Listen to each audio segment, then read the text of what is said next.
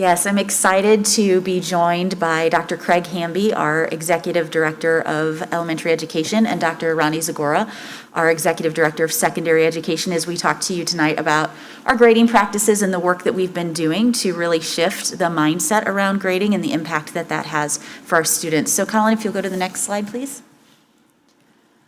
So this work officially started back in 2017-18. We developed what is called the Lindbergh Learning Team, and this is a group that is primarily composed of teachers, because when you think about grading, it is a very classroom-based endeavor. It's directly connected to philosophies of learning, and it is directly connected to the instruction that happens within the classroom. So we were very intentional in our work that teacher voice needed to be prevalent as we made decisions about what direction we wanted to go for the future of grading practices within Lindbergh. So we started in 2017-18 with about 43 people total doing a book study with this particular book, Charting a Course to Standards-Based Grading, and used that to really guide us in our formulation of goals. So when we go to the next slide, you can see what the team determined needed to be our focus, that we really wanted to shift our mindset from current grading practices to ones that would result in consistent and accurate reflections of student learning. We originally said achievement for all learners, but in a recent meeting, we've decided to change that word achievement to growth, growth for all learners, and then student ownership of learning. And when we go to the next slide, I'm going to dig in a little bit more about what I mean with some of these terms. So if you think about it in terms of accuracy, you often can see a student who has a grade such as a C. What does that C represent? For one student, that might mean that they have this incredible work ethic and they are completing all of their assignments, but maybe they're not really performing to the level that we would like them to on their assessments. For another student, that C may be exactly the opposite. They're mastering their assessments, but maybe their work habits are not where they should be. What is our grade telling us? How do we get to a more accurate representation of what students actually know and can do?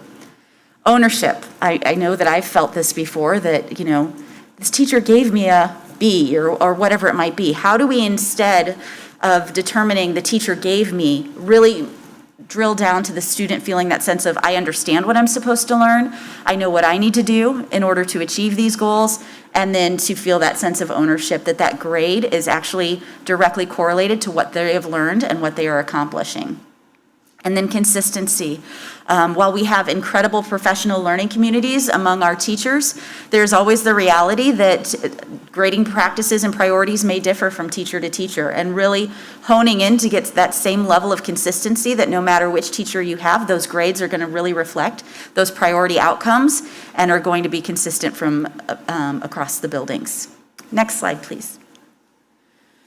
There was a lot of work. So while I said that we'd started this work in 2017-18, there was a lot of work behind the scenes with our Lindbergh Learning Team before we were at a point where we were ready to move out of the insular group and start to really communicate further with our teachers and with our parents. So we had the incredible opportunity to bring in Rick Wormley, who is a researcher and an author and really essentially a grading expert. And we brought him in for a day and a half. He spent an evening with parents doing a session on busting myths about assessment and grading. It was a great evening. We had, it was pre-parent speaker series, so it was an in-person meeting. And we had about 40 to 50 families who joined us that night and really had some great questions, were excited and enthused, curious, and walked away saying, these messages make a lot of sense, that the way we've always done it isn't necessarily what's right for kids. And then the next day, we gathered all of our teachers together in one location, K-12, and spent a day with Rick Wormley learning about why would we want to shift grading practices? What advantages are there for students when we think about grading in different ways, and really focus grading, going back to that accuracy, ownership, and consistency that is so important to support our students. So a lot of professional learning happened in that day. I'm pleased to report that even recently, we had a majority of our teachers on a professional learning survey say that they feel like the professional learning around standards-based grading practices is something they want to continue. So there's a lot of momentum in continuing this work from our staff as well. Next slide. All right, before I turn this over to Dr. Hamby to talk about where we are with elementary, I kind of want to give a broad overview of the work that we've been doing so far.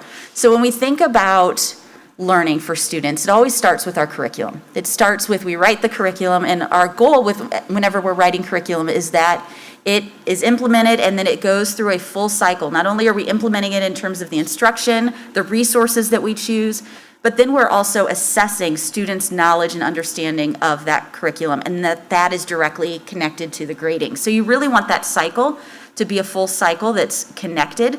Sadly, sometimes these cycles get broken. We might write a curriculum and then the implementation in the classroom may not fully match, or maybe we're not assessing on the things that we are saying were priorities within the curriculum. So it's really a focus on making what we call a guaranteed and viable curriculum, that all of these things come together under the same umbrella.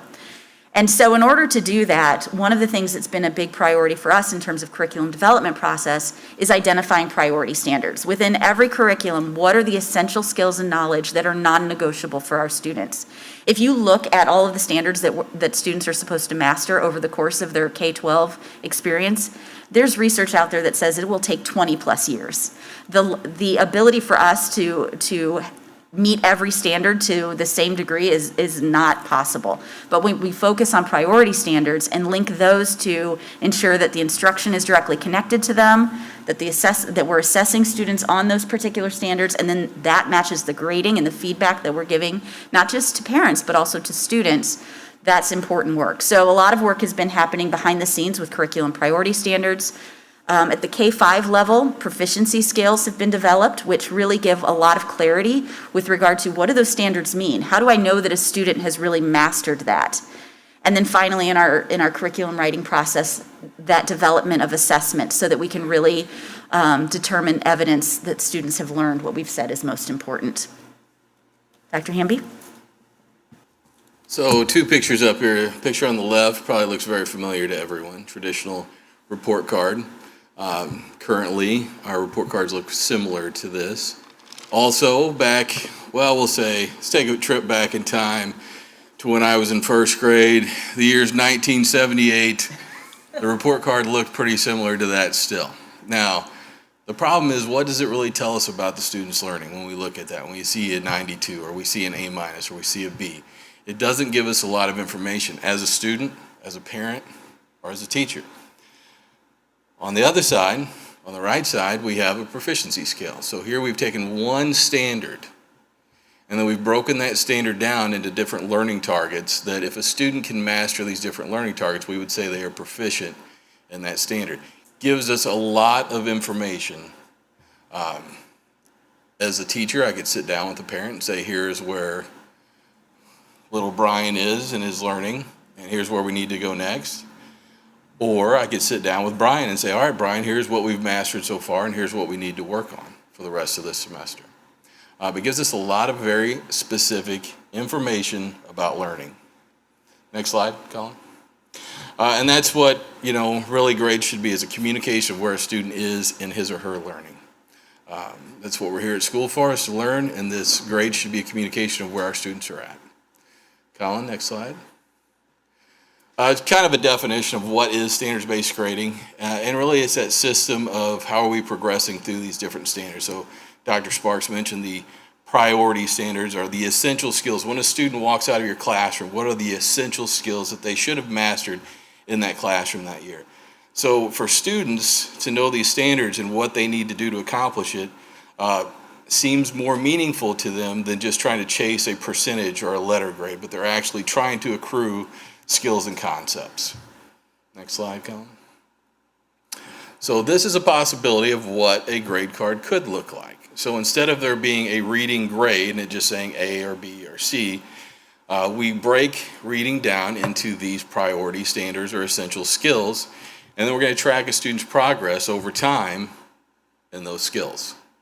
So if we look at one, let's see, I think it's right there in the middle, decoding simple words. So Colin, next slide.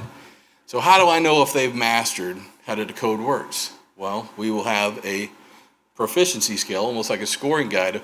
This is what a student needs to do to show that they are proficient in that grade level at decoding words. So it's kind of a checklist where I could sit down with a student, I could sit down with parents, and show you, here's where we are, here's where we need to go. Next slide, Colin. Thank you, Dr. Hamby. And Kathy, I'll probably elaborate a little bit more on what the timeline looks like, what things look like for the secondary world. So, I hear Christy talk about her daughter doesn't really care about A's, B's, C's. Our middle and high school students do. And that is one of the challenges as we look at what grading practices look like 6 through 12. So just to give you a couple of examples, and any of you that have been secondary educators, I'm sure you've experienced this, where you work really, really hard to give a quality assessment, you take time putting some feedback on it, you hand it back to the student, they look at the number or letter at the top, and it is dropped in your recycle bin as they walk out the door. Or it's final exams week, student comes to you before the final exam, what do I need to get on the final to keep my A in the class? These are common conversations that happen not just here in Lindbergh, but across the board when we talk about, especially high school students, but middle and high school, is that students have traditionally valued a grade, and we want them to value learning. And so our middle and high school students have come up in a system, not a Lindbergh system, but a system that's 100 years old in this country, have gone through a system where the grades are what is valued. And so when they are working on their learning, it often gets really reduced to that letter or that percentage. And so when Dr. Sparks talks about the 3 priorities of these grading practices, that we want grades to be accurate, we want them to be consistent, and we want our students to have ownership of learning. And so as our students mature, they're so capable of that, of having that ownership over their learning. We just have to set up a system that allows them to do that, where they can understand, here's where I am in my learning, here's what I need to do to get where I would like to go next, and I know how to do it. And so that's our emphasis when we look at 6 through 12. We're not where elementary is right now. We don't have a standards-based report card that is in draft form. Ultimately, we're trying to evolve the system so that the very clear standards are clear to teachers, students, and parents. But as our elementary students roll up through the system, we'll have to be ready for that when those students get to 6th grade and then on to 9th grade. And so we don't have an explicit timeline for that yet, but we've started the conversation, and I will tell you, we've come a very long way, I think, in taking a hard look at our grading practices. So I'm gonna give a very broad overview with the word of caution that these are very complex and nuanced conversations that we have about the teacher grade book and grading practices. And so I don't want anybody to walk away with the conclusion that we've actually answered any of these questions, because we haven't. And I don't think we're unique in Lindbergh, that most districts that look at this 6 through 12, there are a lot of challenges because our grading practices at the secondary world, they are linked to post-secondary expectations as well.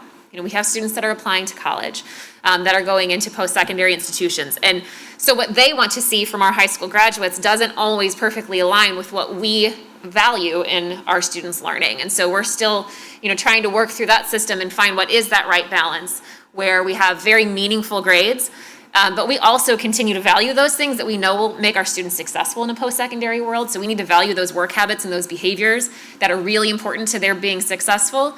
And how do we do all of that in a really complex system? So next slide, please, Colin. So these are some practices that we're evaluating. And as I said, we don't have all the answers on this yet. But I think when we talk about traditional grading practices in 6th through 12th grade, and we look at some of these practices, we have to ask ourselves very serious questions about whether these practices are about the grades or are they about the learning.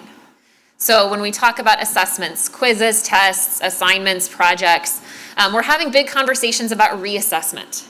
Because if a student takes a quiz or a test and they don't perform well and they don't show mastery and we move on, are we sending the message that it wasn't worth learning if they didn't learn it the first time? Because if we value it, if it's truly a priority in our learning, then we need to make sure that we are allowing students the opportunity to prove that they've mastered that standard beyond maybe the first time that they are asked to provide evidence of it. And we do, if you can take the ACT as many times as you want as a high school student. There are lots of ways that this happens outside of the classroom. And certainly all of us as adults have had multiple opportunities to show that we've learned things. So we're taking a hard look at reassessment. Similarly with things like late work, students turning in their assignments late.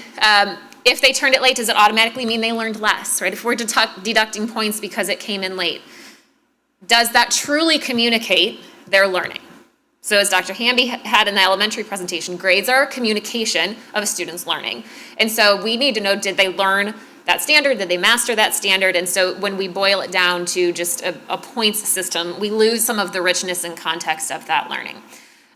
We're having a lot of conversations about zeros and failure, and is failure a motivator or a demotivator?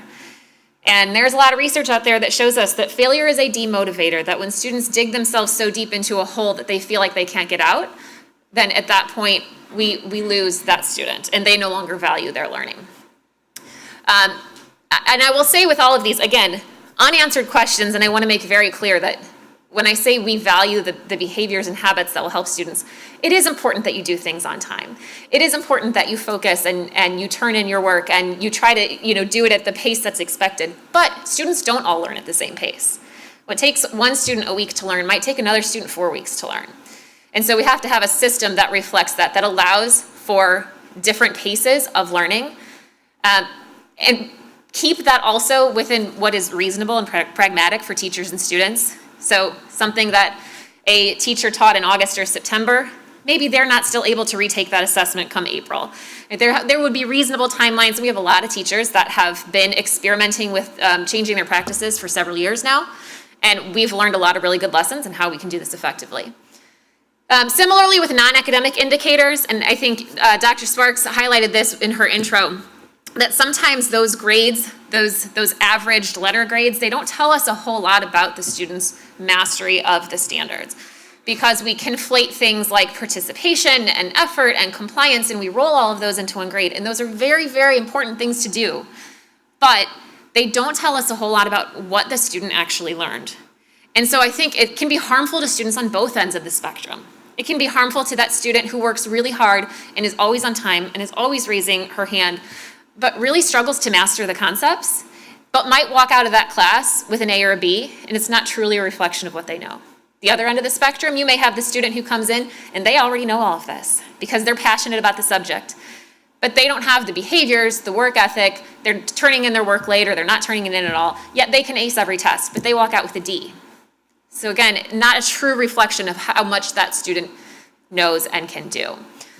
And then also practices like extra credit. Again, what do they mean for the learning? And when we offer extra credit opportunities, are we suggesting that it's not meaningful? Or if it is so important that we really want it to be reflected in the student's grade, then why is it extra? Can we just embed that into the larger grade and the curriculum? So questions we're asking ourselves, and our professional learning communities have all done a lot of work over the last few years to kind of self-assess, and where are we on some of these practices? How do we feel about some of these philosophies?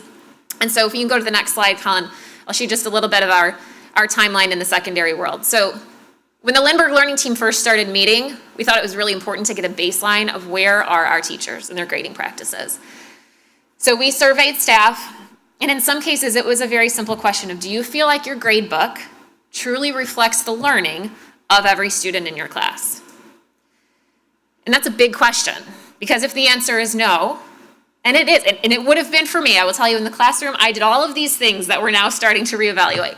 But if the answer is no, if you can find students in the grade book where you don't feel like that grade is really a reflection of their learning, then we've got to take a step back and do some learning ourselves. So for the next couple of years, we've done a lot of professional learning on grading practices, including things like having Rick Wormley meet with the staff, but also just within professional learning communities, within buildings.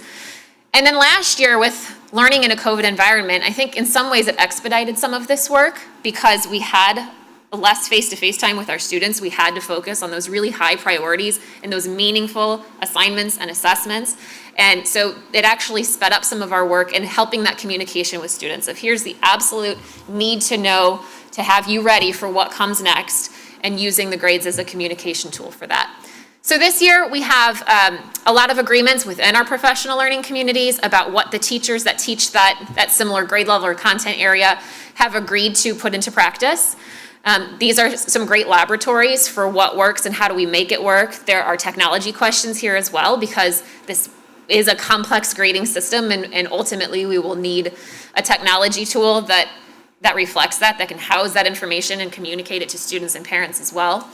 And so trying a lot of new things, getting ready for the elementary students that in a couple of years will be rolling up and be more familiar with this system. And I joke with Dr. Hamby that if he does it well, we won't have to do any of this. The students will just come to us and they'll know what meaningful grades really are. So beyond this year, we'll just continue to collect feedback. We want to make sure we include student feedback, parent feedback on this process, and continue moving in a direction where we can shift that emphasis from the grade to learning.